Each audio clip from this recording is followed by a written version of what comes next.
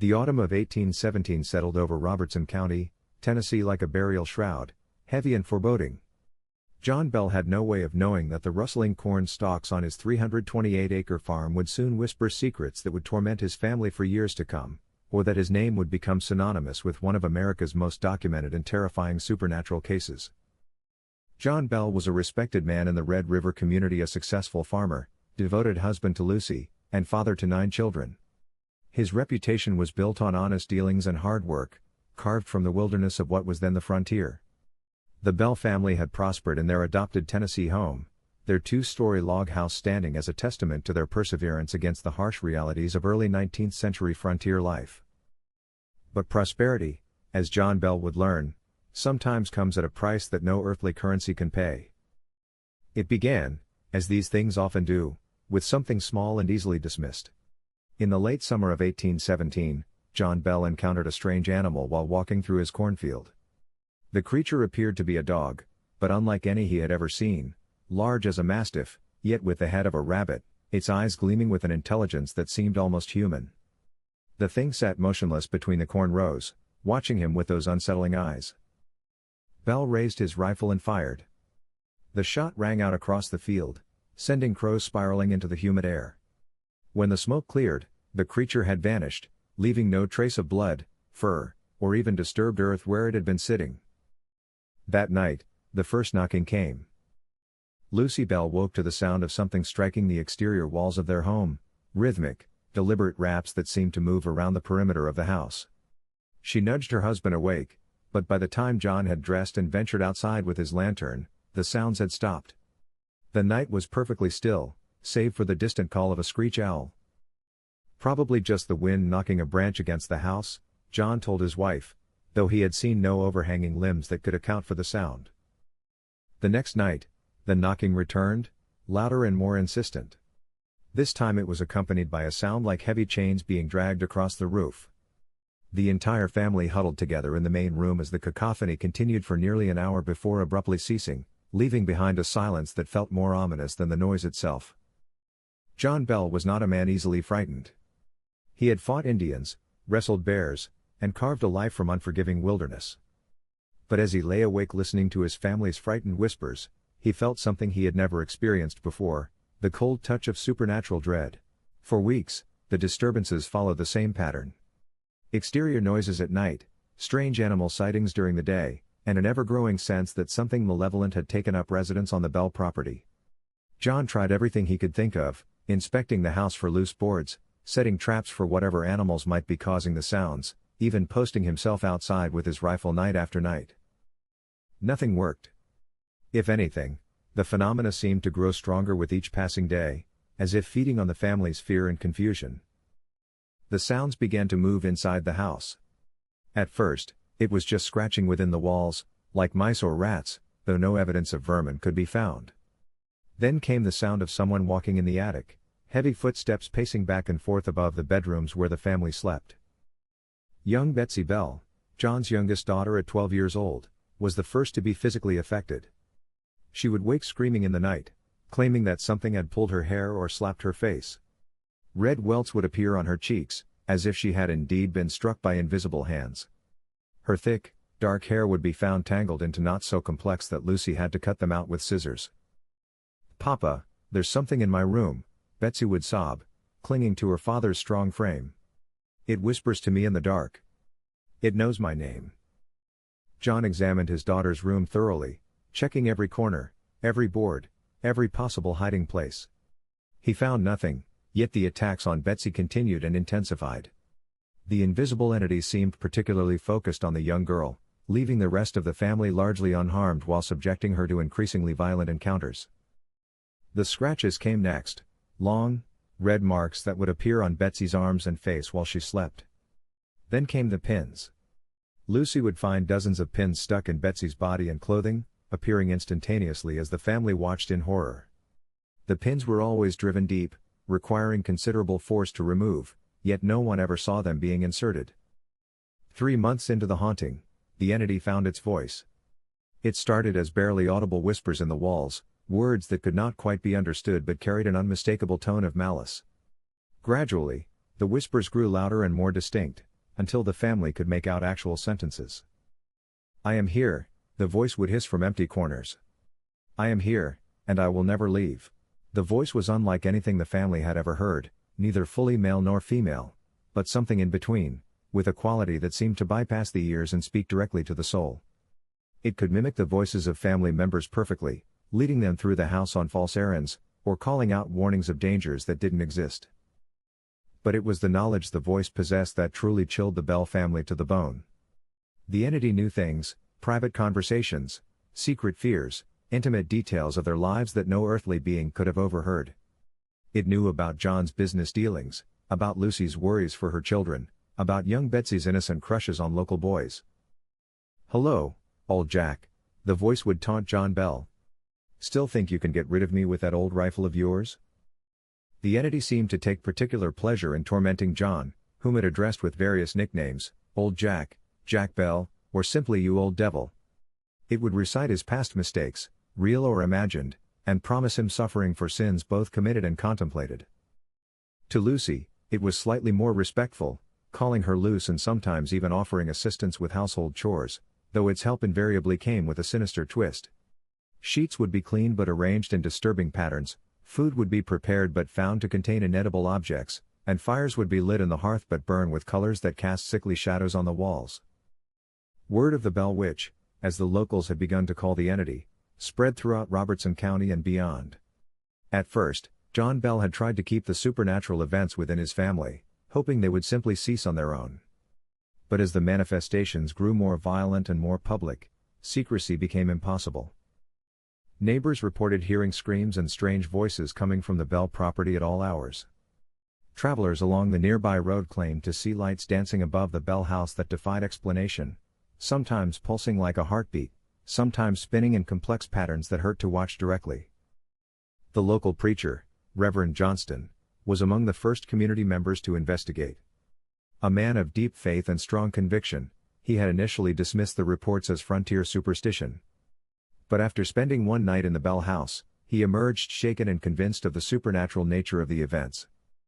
"I have witnessed things that challenge everything I thought I knew about the spiritual world," Reverend Johnston confided to his congregation. "There is indeed something unholy residing with the Bell family, something that seems to possess knowledge and malice beyond earthly understanding." The Reverend's endorsement of the hauntings' legitimacy brought both assistance and unwanted attention to the Bell family. Curious visitors began arriving at all hours, some offering help, others seeking entertainment.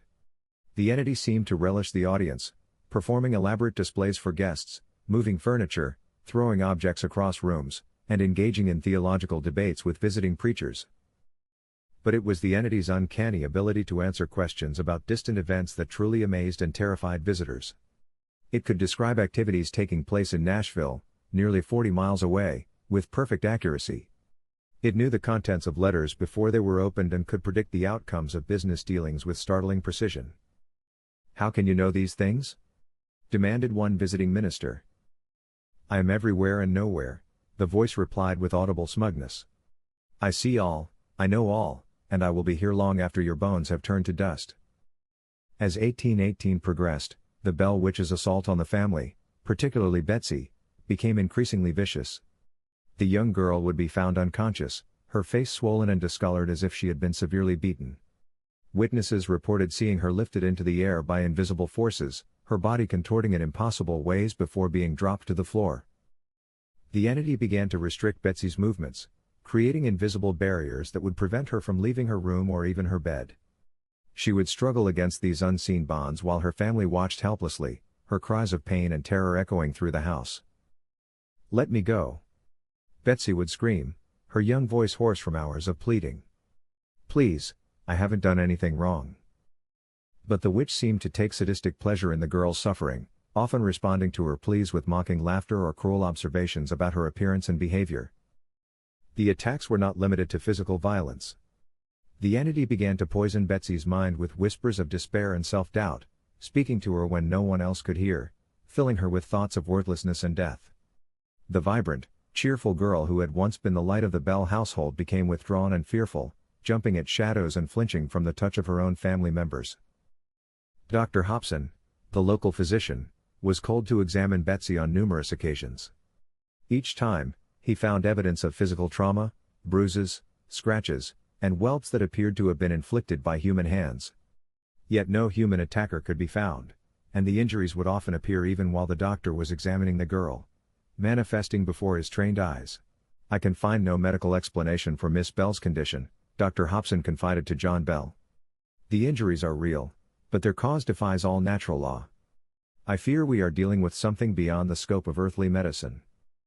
Perhaps the most disturbing aspect of the Bell Witch was its supernatural knowledge. The entity could recount historical events with perfect accuracy, quote scripture verbatim, and engage in complex theological discussions that would challenge learned ministers. It spoke in multiple languages, including some that scholars could not identify, and demonstrated understanding of subjects ranging from astronomy to ancient philosophy. When questioned about its origins, the witch would give different answers at different times, sometimes claiming to be the spirit of a murdered settler, other times identifying itself as a demon sent from hell, and occasionally insisting it was a force of nature beyond human comprehension. "I am old Kate Batts," the voice declared on one occasion, referring to a neighbor woman with whom John Bell had ongoing property disputes. "I have returned to torment Jack Bell for his dishonest dealings." Kate Batts was indeed a real person, an eccentric widow known for her sharp tongue and odd behavior. She lived nearby and had engaged in several legal disputes with John Bell over land boundaries and business transactions. The suggestion that she had somehow cursed the Bell family added a human element to the supernatural terror. Yet when Kate Batts herself visited the Bell house, the entity spoke to her directly, carrying on conversations that proved the voice could not be coming from the living woman. Mrs. Batts left the encounter visibly shaken, insisting that whatever was haunting the Bells was not her doing. "I may be many things," Kate Batts told her neighbors, "but I am not a witch, and I did not bring this curse upon the Bell family. Whatever that thing is, it is using my name for its own evil purposes." By 1819, news of the Bell Witch had spread throughout Tennessee and into neighboring states. Among those who heard the tales was General Andrew Jackson, the hero of the Battle of New Orleans and future President of the United States. Jackson, known for his skepticism of supernatural claims and his practical approach to problem solving, decided to investigate the matter personally. Jackson assembled a small party of men, including a professional witch tamer, a self-proclaimed expert in dealing with supernatural entities. The group traveled from Nashville to the Bell farm, confident in their ability to expose what they assumed to be an elaborate hoax. The witch, however, was waiting for them. As Jackson's party approached the Bell property, their horses suddenly stopped and refused to move forward, despite all efforts to encourage them. The wagon wheels seemed to be stuck, though the road was dry and firm. After several minutes of futile struggle, a voice spoke from the nearby woods. "General Jackson, I will speak with you tonight." Jackson, to his credit, showed no fear at the disembodied voice, though his companions were visibly shaken. The horses immediately began moving again, as if they had never been stuck at all. That evening, the general and his men were entertained by the witch's usual display of supernatural abilities, moving furniture, throwing objects, and engaging in conversation with the assembled group. Jackson listened with interest, asking pointed questions and attempting to determine if the phenomena could be explained by trickery or hallucination. The professional witch tamer, emboldened by liquor and overconfidence, declared that he would end the haunting immediately. He produced a silver bullet, which he claimed had been blessed by a holy man and would destroy any evil spirit. As he raised his pistol toward the empty air where the voice seemed to originate, the weapon was suddenly torn from his grasp by invisible forces. "I am not so easily dispatched," the witch's voice laughed. The gun was then used to repeatedly strike the would-be witch tamer, wielding itself through the air while the man cowered and begged for mercy. The beating continued until Jackson himself intervened, demanding that the entity cease its attack. "Very well, General," the voice replied. "Out of respect for your service to our nation, I will spare this fool. But let him never return to this place with thoughts of harming me." Jackson and his party left the next morning, the general clearly disturbed by what he had witnessed. He was later quoted as saying he would rather fight the British again than deal with the Bell Witch, a remarkable statement from a man who had never shown fear in the face of human enemies. As the haunting entered its third year, the Bell Witch began making predictions about future events, many of which proved unnervingly accurate. It predicted the outcomes of elections, the weather patterns for entire seasons, and the fates of individual community members with startling precision. The entity seemed particularly interested in Betsy Bell's romantic future. The young girl had attracted the attention of Joshua Gardner, a local boy her own age, and the two had begun what passed for courtship in early 19th century rural Tennessee. The witch, however, violently opposed this relationship, becoming especially agitated whenever Joshua visited the Bell house. "That boy will bring you nothing but sorrow," the voice would hiss to Betsy when Joshua was present. "He is weak, worthless, beneath your station. You will marry another, mark my words." The witch's harassment of Joshua became so intense that the young man eventually stopped visiting the Bell home altogether, unable to endure the constant verbal abuse and occasional physical attacks from the invisible entity. Betsy was heartbroken, but the witch seemed to take satisfaction in the separation. "You see?" the voice taunted. "Even he cannot protect you from me. No one can. I alone will determine your fate." The entity went on to predict that Betsy would indeed marry someone else, a teacher named Richard Powell who was several years older and had shown interest in the girl despite her supernatural predicament. At the time of the prediction, Powell had not yet proposed, and Betsy had shown little interest in him beyond basic politeness. "She will marry the schoolmaster," the witch declared to a room full of witnesses. "Within 2 years, they will be wed, and she will bear his children. This I have seen, and this will come to pass." The accuracy of this and other predictions only added to the witch's reputation and the community's fear of its supernatural knowledge. Throughout the ordeal, John Bell's health had been steadily declining. The stress of the supernatural harassment, combined with the sleepless nights and constant worry for his family's safety, had taken a terrible toll on the man who had once been known for his robust constitution and boundless energy. The witch seemed to take particular pleasure in John's suffering, often remarking on his deteriorating condition and promising that worse was yet to come. The entity would describe symptoms that John had not yet experienced but would develop days later, as if it possessed the power to influence his physical condition directly. "Old Jack looks poorly today," the voice would observe with mock concern. "His face is gray, his hands shake. I wonder how much longer he can endure the weight of my presence." John began experiencing strange episodes where he would become temporarily paralyzed, unable to speak or move while remaining fully conscious. During these attacks, the witch would speak directly to him, its voice seeming to come from inside his own head rather than from the surrounding air. "You brought this upon yourself," the entity would whisper during these episodes. "Your greed, your dishonesty, your pride, all of it has led to this moment. And this is only the beginning of your punishment." The family physician could find no medical explanation for John's condition, though he noted that the episodes coincided perfectly with increases in supernatural activity around the Bell home. It was as if the witch was somehow draining John's life force to fuel its own manifestations. In December of 1820, John Bell's condition took a dramatic turn for the worse. After one of his paralytic episodes, he was found in his bedroom, unconscious and unresponsive. Dr. Hobson was summoned immediately, but despite his best efforts, John's condition continued to deteriorate. As the family gathered around John's bedside, fearing the worst, Lucy Bell noticed a small vial of dark liquid on the bedside table that she had never seen before. When she showed it to Dr. Hobson, he examined it carefully but could not identify the contents. "Where did this come from?" the doctor asked, but no family member could account for its presence. At that moment, the witch's voice filled the room, stronger and more triumphant than it had ever been. "I gave it to him," the entity declared with unmistakable glee. "Old Jack's medicine, specially prepared by my own hand. He needed something to help him sleep, and I was happy to oblige." Dr. Hobson, horrified by the implication, demanded to know what the liquid contained. The witch laughed before responding. "A little of this, a little of that. Nothing you would recognize, doctor, for it was mixed in realms beyond your understanding. But I assure you, it was just what old Jack needed to ease his transition to the next world." To test the entity's claim, Dr. Hobson administered a drop of the mysterious liquid to the family cat.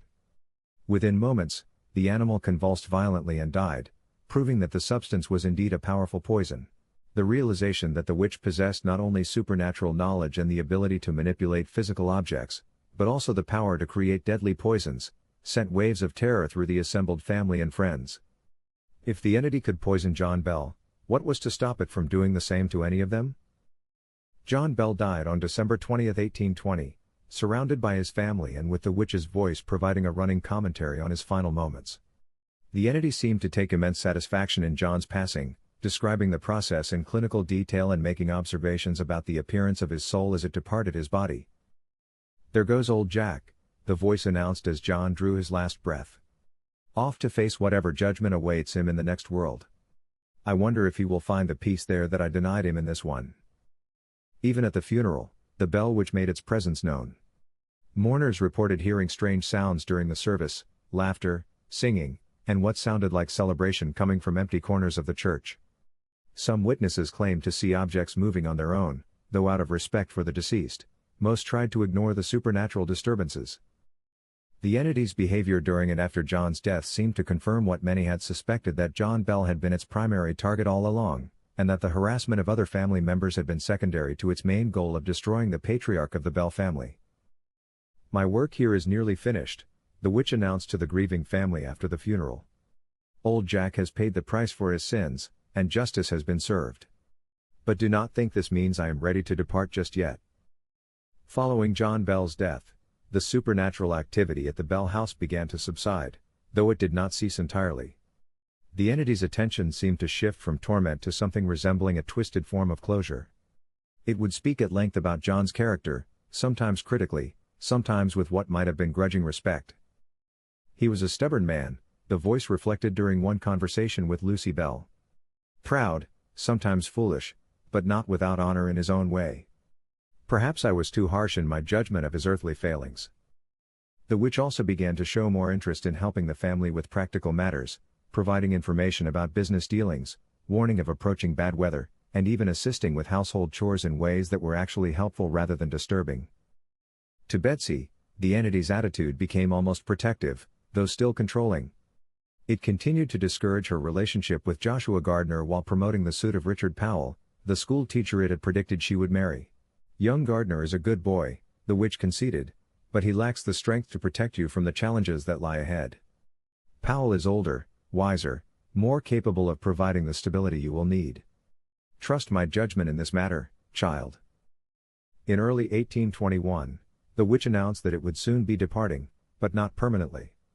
The entity claimed that it had accomplished its primary purpose with John Bell's death and now needed to attend to other matters in distant places. "I must leave you for a time," the voice told the assembled Bell family. "There are others who require my attention, other wrongs that must be righted. But do not think this is the end of our association. I shall return in 7 years to visit with Lucy and her family, to see how you have prospered in my absence." The witch's final manifestation was its most spectacular. On a warm April evening in 1821, the entity created a series of loud explosions that shook the house and could be heard for miles. Lights flashed in impossible colors, furniture danced through the air, and the voice spoke in a dozen different languages simultaneously before finally fading to a whisper. "Farewell, Bell family. Remember me well, for I shall remember you." Then, for the first time in nearly 4 years, the Bell house fell silent. True to its word, the Bell witch returned in 1828, exactly 7 years after its departure. Lucy Bell, now a widow living with her adult children, was awakened one February night by the familiar sound of scratching in the walls. "Hello, Luce," the voice said, as if no time had passed at all. "I told you I would return." This second manifestation was markedly different from the first. The entity seemed calmer, less malevolent, and more inclined toward conversation than torment. It spent several weeks with the family, asking about their lives, commenting on changes to the house and property, and sharing observations about events that had occurred during its absence. The witch paid particular attention to Betsy, now married to Richard Powell just as it had predicted, and living in a nearby house with her young children. The entity expressed satisfaction with the match and claimed partial credit for guiding Betsy toward what it considered a more suitable husband than Joshua Gardner. "You see how well things have worked out?" the voice asked Betsy during one of its visits. "Powell treats you well, provides for your children, respects your family. Would Gardner have done as much? I think not." But even in its more benevolent mood, the witch could not resist making predictions about the future, some welcome and others deeply disturbing. It predicted continued prosperity for the Bell family, the birth of additional grandchildren for Lucy, and success in various business ventures. However, it also made darker prophecies about national events, predicting civil war, economic upheaval, and social changes that would transform American society. Many of these predictions would prove remarkably accurate in the decades that followed. After several weeks of visits, the witch announced that it was departing again, this time for a much longer period. "I will return once more," the entity declared, "but not for many years. When next we meet, the world will be a very different place, and the Bell family will have spread far beyond this small farm in Tennessee. But our connection will endure, for what we have shared cannot be broken by time or distance." The Bell Witch never returned as promised, at least not in any way that was documented or widely reported. The Bell family continued to live in Robertson County for many years, though they eventually sold the original farm and moved to other properties in the area. The supernatural experiences became a defining part of their family history, passed down through generations as both cautionary tale and proof of forces beyond human understanding. Betsy Bell Powell lived a long and apparently happy life with her school teacher husband, raising several children and becoming a respected member of the community. She rarely spoke publicly about her childhood experiences with the witch, but those close to her reported that she never fully recovered from the trauma of those years. She would sometimes wake in the night, calling out warnings about invisible attackers, and she retained a lifelong fear of being alone in enclosed spaces. Lucy Bell remained in the family home until her death in 1837, occasionally reporting minor supernatural incidents but nothing approaching the intensity of the original haunting. Neighbors claimed that strange lights could sometimes be seen around the property, and travelers along the nearby road reported hearing voices and laughter coming from empty fields. The other Bell children scattered across Tennessee and neighboring states, carrying their stories with them and contributing to the spread of the Bell Witch legend throughout the American South. Some reported minor supernatural experiences in their own homes, objects moving without explanation, voices calling their names, and dreams filled with memories of their childhood terror. The original Bell farm changed hands several times over the years, and subsequent owners reported various unexplained phenomena, though none experienced anything comparable to the sustained haunting endured by the Bell family.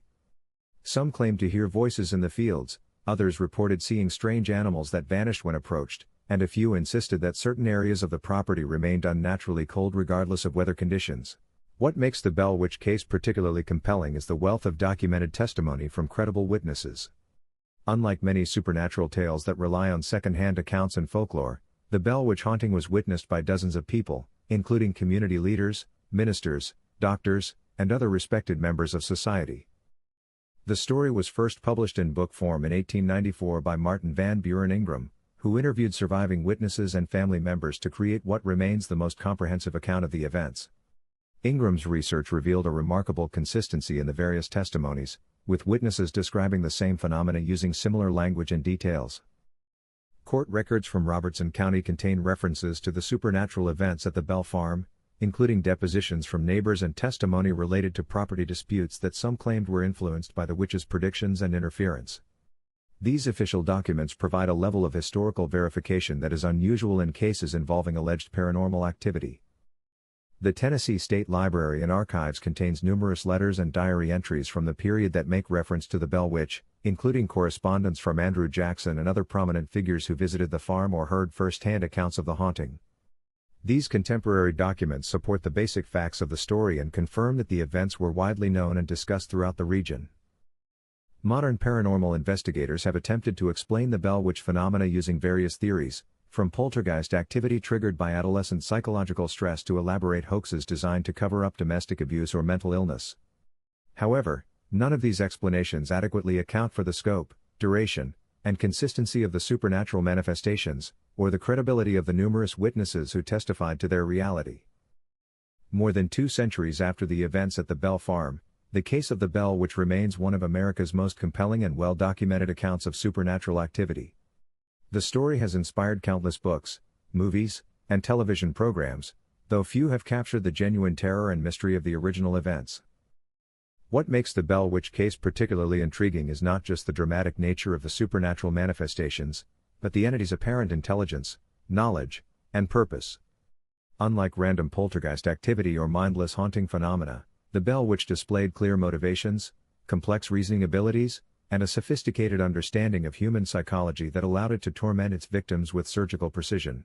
The witch's accurate predictions about future events, its detailed knowledge of distant contemporary happenings, and its ability to engage in theological and philosophical discussions suggest an intelligence that transcends ordinary human understanding. Whether this intelligence was supernatural, as the Bell family believed, or represents some other phenomenon that science has yet to explain, remains an open question. Modern visitors to the area where the Bell farm once stood report continuing unexplained experiences, electronic devices malfunctioning, strange sounds in the woods, and an oppressive atmosphere that seems to press down on sensitive individuals. The Bell Witch Cave, located on what was once part of the Bell property, has become a popular destination for paranormal enthusiasts and curiosity seekers, though many visitors report feeling unwelcome and experiencing an urgent need to leave the area. Local residents maintain a complex relationship with their region's most famous supernatural resident. While the Bell Witch legend brings tourism and attention to Robertson County, it also serves as a reminder that some forces in this world operate beyond the boundaries of human understanding or control. The story has become part of the cultural DNA of Middle Tennessee, passed down through families and woven into the fabric of regional folklore. Perhaps most unsettling is the possibility that the Bell Witch's promise to return has not been forgotten, merely delayed. The entity spoke of connections that transcend time and distance, of purposes that extend beyond the punishment of a single man for his earthly failings. If the witch was indeed something more than a localized haunting, if it was, as it claimed, a force of nature or supernatural justice, then its work may not be finished. The Bell family's ordeal ended, but the questions it raised about the nature of reality, the existence of supernatural forces, and the boundaries between the physical and spiritual worlds remain as relevant today as they were in 1817. The Bell Witch of Tennessee stands as a testament to the enduring mystery of human existence and a reminder that there are still things in this world that defy explanation, things that watch from the shadows and whisper in the darkness, waiting for their moment to emerge once again into the light.